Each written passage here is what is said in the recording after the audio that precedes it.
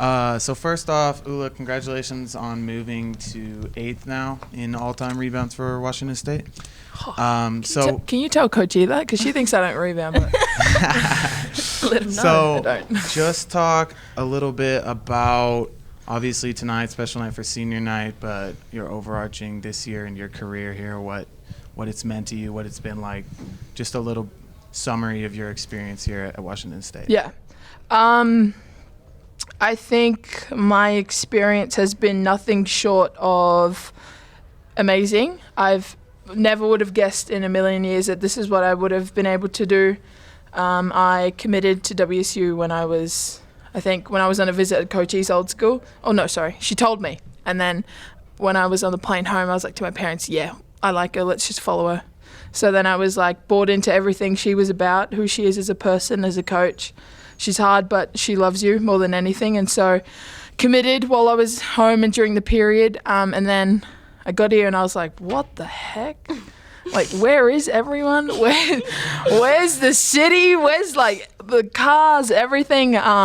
Completely different to what I expected and what you see in the movies. Nothing but wheat fields, but nevertheless, I loved it. Everything is always about the Cougs. People get around us and love us and support us, even if they're from out of town. They come in and they barrack for you 100%. And I think that's what has meant the most, is growing relationships with fans who have supported us when, in my freshman year, when we, like, no offense, we sucked. We didn't win games. It was long seasons, but to see them now enjoy what we've been able to accomplish is special. It's special for us players, special for Coach E, but special for the people who have been invested in us in the start. And I think the big part was making basketball in a city where it's not relevant, and now it's relevant. So that's huge, and I can't credit Coach E and the rest of the coaching staff enough, especially who came in my year. Mick and Sheer were huge in making this thing what it is today. Crystal as well. Just this whole thing wouldn't be possible without those four. And I think, including me, we've been able to build a culture where I guess success is now a thing. And I'm excited to see what Charlisse and the rest of the girls can do in the future. Awesome. And then Charlisse, just on her, what has she meant to you? What has she meant to the team, all the young players on the team? What has she done for this program? Yeah, I think, when I think of our team and I think of all the girls, I'm confident in saying they're, my sisters and they're my family, and I think I can go that extra step further with Ula. I mean, we're really, really close, and she's been like a big sister figure to me, especially this year without Crystal here, obviously. But just to reiterate kind of what Ula has already said, her class and, the class before her really built something special in Pullman. And for us younger ones coming through, it's so much easier to come into a culture when, ground rules and values and all of that have already been laid out, and we just have to, adjust to that. We're not the ones having to really hold each other accountable or whatever, because they already are doing that for us. So Ola's a huge part of our team. A lot of the stuff she does might not necessarily show up like on stat sheets. She's, one of the biggest leaders out there for us. She's the biggest voice, no doubt, on the defensive end, offensive end, just biggest voice in general. But yeah, she knows how much I, love her and appreciate her, and I'm just excited for her to see where she's going to go next, wherever that may be. I know she's going to kill it. Same with Emma and G. They're a big part of this program as well. And, it's a sad but exciting day, I think. Last game for them, and a lot of emotions, as you probably saw before the game. But I'm just excited for them to, go move on, go and, live their life, and then also just be able to kind of watch our team grow and know that they were a huge part of that. Sorry, I forgot, especially Emma and G. When you think about like what we've been able to do, it's really hard because people don't always get court time, but yet Emma and G have been huge in making the team culture about the team and never about themselves, and they've been fully invested, and I just wanted to add that. You talked about our defense. Could you kind of speak to what you saw from her defensively later on? Seemed like a handful of plays that and then on that, just in general, how big was the defense in separating or holding back or holding them off when the game got kind of tight? Yeah, I think down the stretch, We just had to adjust to a lot of things that they were doing, and that's normal for a basketball game. I mean, first half can be kind of messy. You kind of have to really see how they're playing certain things, see who their go-to players are, who's got the hot hand in the game, and a lot of the times, for them it was Gardner, I think is how he's Gardner. Sorry if I got that wrong. And that's Ula's matchup, and I think she hit a couple early, some in trans. It's not always just on Ula, but I think she's mature enough to flip the switch and be like, okay, I'm not letting you get any more threes off, or at least they're all going to be contested. I'm going to make you work for your catches, and that's something as a senior player you just have, it becomes a habit the more time and the more experience you have in the gym. And that's so crucial for, our young ones to see is, okay, yes, first half, see what they've done. Okay, I can be a lot better. And you have to switch right then and then. You don't have time to, go through the game with that type of mindset and then say, oh, what if, or I regret this. And that's just something Ula naturally has. And the experience that she brings to our team, on the defensive end, she's the one telling us all where to be and where to go, and she's the one who saves the other post if they, muck up in something. So, yeah, I think, again, it's just credit to her and her maturity. She has such a big, IQ for basketball, and I don't think many people credit her enough for that. So, yeah. Ula, a similar thing for you, though. Defensively, what do you think you guys were able to do to frustrate them most? It seemed like, especially inside the arc, it seemed like that they were shooting under 30% most of the game. Yeah, I think when you look at them top to bottom, they're a very big, long team. They did well when they brought both of their big girls in, I guess, finding Beers. She was really effective under there, but I think it's hard when, regardless of how they're shooting the ball, they still have really good snipers out there, so being able to get into help spots was tough. But no, I think we did well to manage the three-point line. Bell was good in there, had good ball pressure, and I think, we were good.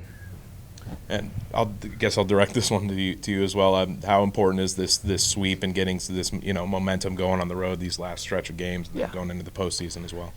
Yeah, I think this win, 32? This last one, first time in 32 years WSU's ever been able to sweep both Oregon schools in a season, which is another big first for Coach's tenure here.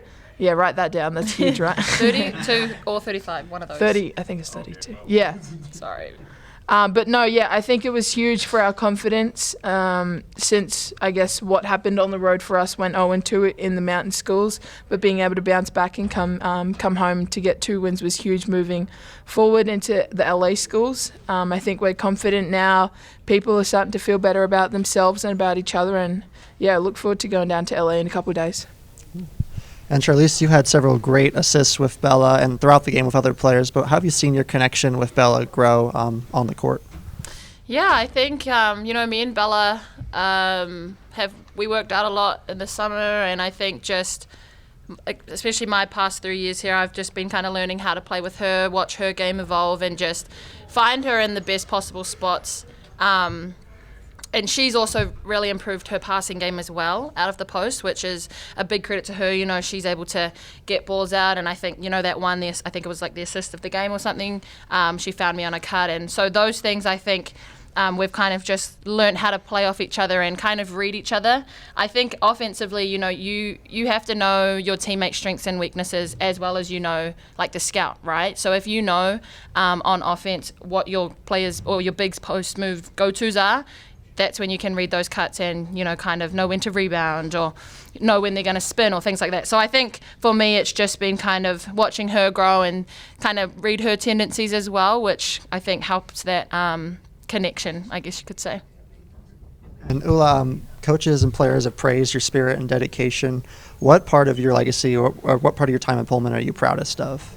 Yeah, I think probably a lot of things, but I think just being able to turn this thing around has been huge for me. I've also made a bunch of relationships with staff within the athletic department, and just being able to give back to everyone who is, I guess, poured into me. Grateful for everyone who is, I guess, become invested into our program.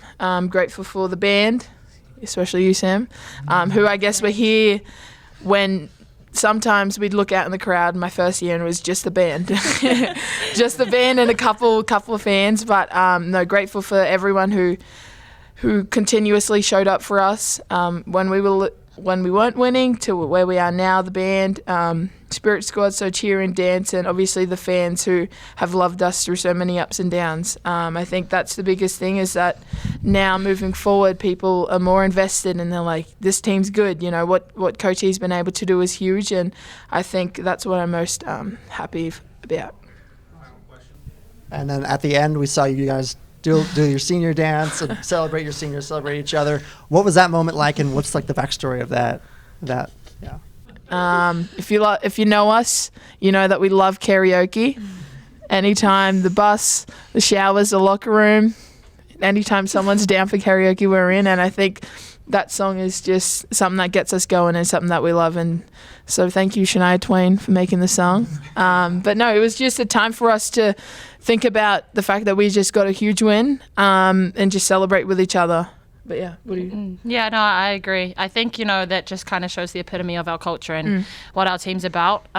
We love hyping each other up, and that's kind of like our song as the coaches walk in for, our team talk before the game. So I'm glad everyone's picked up on that now. They've played it a couple times after games, and it's really fun. But yeah, I think it just shows, how close we are as a team, and it's just, really enjoying it. I think that's the main thing. I think in college seasons, you can put so much pressure on yourselves, and as a team, especially business end of the season, you can forget about, why you're actually here. Why do you play basketball? It's because you have fun, right? You want to have fun, you love the game, and those are the moments that, for me at least, I enjoy the most. So, yeah. If anyone out there is ever doing karaoke, Charlisse and I and the rest of the guys more than excited to join. We have a playlist, so some Rihanna, some Beyonce. But yeah. Oh, Charlisse. Charlisse is the best. Yeah. Thank you, and go Cougs. Go Cougs.